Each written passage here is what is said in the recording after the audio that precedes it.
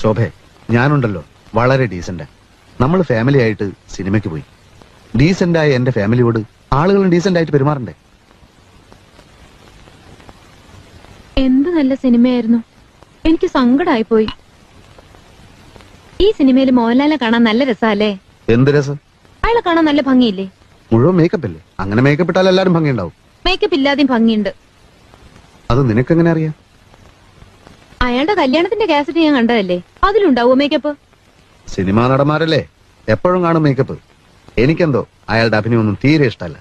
പിന്നെ ആരുടെ അഭിനയം ഇഷ്ടം? എനിക്ക് ആരെ ഇഷ്ടമല്ല. അപ്പൊ പിന്നെ രക്ഷയില്ല. ശോഭക്കറിയോ, സ്കൂളിൽ വെച്ച് നാടകാഭിനയത്തിന് എനിക്ക് എന്തുമാത്രം സമ്മാനങ്ങൾ കിട്ടിയിട്ടുണ്ടെന്ന്? ചുമ്മാ.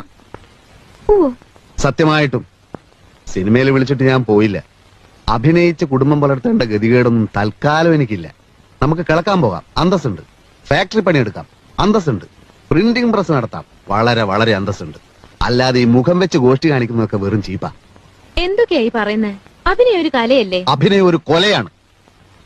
എനിക്ക് അഭിനയം ഇഷ്ടമാണ്, അഭിനയിക്കുന്നവരെ ഇഷ്ടമാണ്. മോഹൻലാലിനെ വളരെ ഇഷ്ടമാണ്.